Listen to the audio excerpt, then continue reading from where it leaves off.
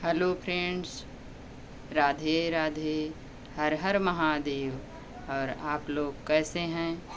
आशा करती हूँ कि आप लोग अच्छे होंगे, स्वस्थ होंगे, मस्त होंगे और हम भी अच्छे हैं। तो आज हम सावन माह के सोमवार पूजा विधि बताने जा रही हूँ, कैसे की जाती है भगवान भोलेनाथ की पूजा।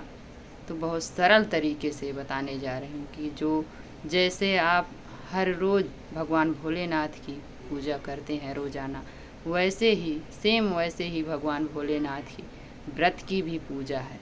तो आइए हम आप लोगों को दिखाने जा रही हूँ भगवान भोलेनाथ की पूजा में क्या क्या लगता है। तो देखिए फ्रेंड्स, ये हमने अच्छत ले लिया है, ये भगवान भोलेनाथ को कच्चा दूध लिया है, ये कलावा लिया है, ये चंदन लिया है। सफ़ेद चंदन हो, सफ़ेद चंदन से तिलक करें, या नहीं है तो पीला। और भगवान भोलेनाथ को तो भस्म भी चढ़ती है, वो भी चढ़ाएं। ये गंगा जल है, ये कुमकुम है, ये गौरी माँ को, गणेश जी को, कार्तिकेय जी को, ये इन तीनों लोगों को लगता है। और भगवान भोलेनाथ को सफ़ेद चंदन लगता है। और कपूर से हम भगवान भोलेनाथ की आरती करेंगे। और सावन में भगवान भोलेनाथ को अति प्रिय बेलपत्र है। तो आजकल के हर जगह बेलपत्र तो आसानी से मिल जाता है, इसलिए कि सावन में तो आसानी से मिल जाएगा। वैसे तो चाहे मिले या ना मिले, लेकिन सावन में ज़रूर मिल जाएगा। तो आपको आंकड़े का फूल हो, पत्ता हो, और ये धतूरा हो, भांग हो और समी हो, ये सब यदि मिल जाए तो और ही अच्छी बात है। यदि नहीं मिलता है तो जो भी आपको मिले उस फूल को और बेलपत्र को ज़रूर भगवान भोलेनाथ को समर्पित करें। तो और भगवान भोलेनाथ को 1 लोटा जल ज़रूर हर रोज़ सभी को चढ़ाना चाहिए। सनातनियों को सभी को भोलेनाथ बाबा की पूजा ज़रूर करनी चाहिए, चाहे कुछ करे या ना करे, रोज़ पूजा पाठ करें या ना करें, लेकिन 1 लोटा जल तो ज़रूरी है भगवान भोलेनाथ को चढ़ाना। और हमने भगवान भोलेनाथ को, यदि आपके पास जनेऊ है तो ठीक है, नहीं है तो कलावे को 7 बार मोड़कर भगवान भोलेनाथ को कलावा समर्पित करें, जनेऊ समर्पित करें। और वस्त्र स्वरूप हमने ये कलावा समर्पित किया है, और जनेऊ के रूप में ये कलावा हमने लपेटकर भगवान भोलेनाथ को समर्पित किया है। तो देखिए फ्रेंड्स, हमने ये गौरा मैया को, गणेश जी को, कार्तिकेय भगवान को ये कुमकुम का तिलक लगाई हूँ, और भगवान भोलेनाथ को सफ़ेद तिलक चंदन की हूँ। और देसी घी का यदि दीपक हो तो अच्छी बात है, यदि नहीं है तो तिली का तेल का दीपक ज़रूर प्रज्वलित करें। कोई भी पूजा हो, सबसे पहले भगवान कहते हैं कि अग्निदेव का आवाहन करना चाहिए। तो हमने पहले ही भगवान अग्निदेव को हमने आवाहन किया है, पहले दीपदान जलाकर ही पूजा करनी चाहिए, और धूप जलाई है हमने। और भगवान भोलेनाथ को पूजा करते समय घंटी भी बजाना चाहिए। और आपके पास जो भी घर में ऋतु फल हो, वो फल भगवान भोलेनाथ को ज़रूर समर्पित करें। और यदि आपके पास मीठा में मिश्री हो, चीनी हो, कुछ भी हो मिष्ठान में, वो ज़रूर हमें भगवान भोलेनाथ को चढ़ाना चाहिए। और कहते हैं कि श्रावण माह में यदि कोई 1 लोटा जल भगवान भोलेनाथ को अच्छत डालकर, बेलपत्र डालकर यदि चढ़ा दे, तो भगवान भोलेनाथ इतने करुणामयी हैं, इसीलिए भगवान भोलेनाथ का नाम ही भोलेनाथ पड़ा है। वो इतना करुणा से भरे हैं कि वो भक्त पर तुरंत रीझ जाते हैं। तो इसलिए हमें भगवान भोलेनाथ की पूजा सभी को करनी चाहिए। और भगवान भोलेनाथ की पूजा और व्रत में कोई बहुत ज़्यादा सामग्री नहीं लगती है भक्तों। तो ऐसे हमारे भगवान भोलेनाथ की सरल पूजा विधि है। तो आप सभी को ऐसे ज़रूर करना चाहिए कि ये तो वैसे आसानी से हर घर में हर चीज़ रहती है, इसलिए कि आजकल ऐसा तो कोई घर नहीं है कि जिस घर में भगवान की पूजा ना हो।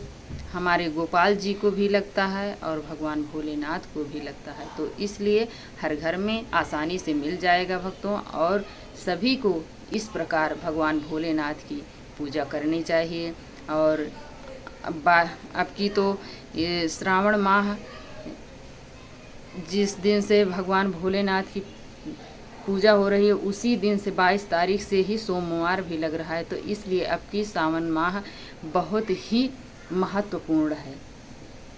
भगवान भोलेनाथ का ये महीना इतना ही महत्वपूर्ण है कि क्या हम बताएं। भगवान भोलेनाथ को इस महीने में ज़रूर सभी को भगवान भोलेनाथ की पूजा करनी चाहिए। सुबह जल्द उठकर अपने नित्य कर्मों से निवृत्त होकर नहा धोकर जल्दी नहाएं, स्वच्छ कपड़ा पहनें और भगवान भोलेनाथ को एक लोटा जल तो ज़रूर चढ़ाएं। और हमारे भगवान भोलेनाथ देवाधिदेव महादेव इतने दयालु इतने कृपालु हैं भक्तों कि वो भक्तों को अपने मन वांछित फल को देते हैं। तो हमें भगवान भोलेनाथ की पूजा ज़रूर करनी चाहिए भक्तों। और कहते हैं कि यदि आपके घर के पास यदि बेल का पेड़ हो तो वहीं पे शिवलिंग रख के ज़रूर पूजा करनी चाहिए। कहते हैं कि पेड़ में जितनी पत्तियां रहती हैं, लाखों हजारों करोड़ों पत्तियां जितनी उस पेड़ में पत्ती रहेगी उतने शिवलिंग की पूजा का पुण्य आपको मिलेगा। इसलिए इस शिवलिंग और बेल की महिमा बहुत बड़ी है भक्तों। तो यदि आपके पास नहीं है तो कहते हैं टहनी लाकर आप गमले में गाड़ कर उस टहनी के नीचे भगवान भोलेनाथ की शिवलिंग यदि आपके पास है तो ठीक है, नहीं है तो मिट्टी की बनाकर वहाँ पे पूजा करें। तो कहते हैं कि बेल के पेड़ की और भगवान भोलेनाथ के शिवलिंग की बहुत बड़ी महिमा है। और कहते हैं कि जिसके घर में अशांति हो और नौकरी चाकरी ना हो तो कहते हैं कि इस पूजा को करने से भगवान भोलेनाथ प्रसन्न होकर वो मन वांछित फल देते हैं, घर में सुख शांति समृद्धि सब कुछ बनाए रखते हैं। तो भगवान भोलेनाथ की पूजा सभी को करनी चाहिए भक्तों, इस प्रकार करनी चाहिए। तो ये तो सरल विधि से ये सब चीज़ आज के ज़माने में सब अवेलेबल है, मिल जाएगा। और लाकर आप यदि बाहर नहीं जा सकते हैं तो घर में ही लाकर गमले में लगाकर आप पूजा कर सकते हैं। यदि आपको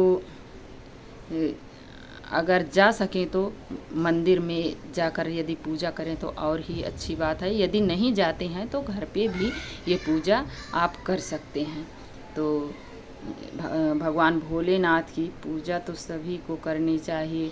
और ये सावन का माह जो होता है ये भगवान भोलेनाथ का ही है, तो इसको हम सभी को ज़रूर करना चाहिए। और सावन माह के महीने में कहते हैं कि भगवान भोलेनाथ की जो भी पूजा साधना करते हैं, दान पुण्य करते हैं, वो 10 गुना बढ़कर ही पुण्य प्राप्त होता है। तो इसलिए भगवान भोलेनाथ की पूजा ज़रूर करनी चाहिए। इस श्रावण माह में भगवान भोलेनाथ ही रक्षक बनकर हम लोगों की रक्षा करते हैं। तो भक्तों ये वीडियो आपको पूरी देखनी है। यदि ये अच्छी लगी हो तो हमें लाइक सब्सक्राइब करना ना भूलें। प्यारा सा कमेंट लिखकर हमें ज़रूर बताएं भक्तों ये आपको कैसी लगी वीडियो। यदि अच्छी लगी हो तो ज़रूर लाइक सब्सक्राइब करें। और देखने के लिए पूरी वीडियो देखें भक्तों, और देखने के लिए आपको बहुत बहुत धन्यवाद देती हूँ। जय जय श्री कृष्णा, हर हर महादेव, राधे राधे। और अगली वीडियो देखने के लिए हमारे चैनल पर आप बने रहिए। जय श्री कृष्णा। हर हर महादेव।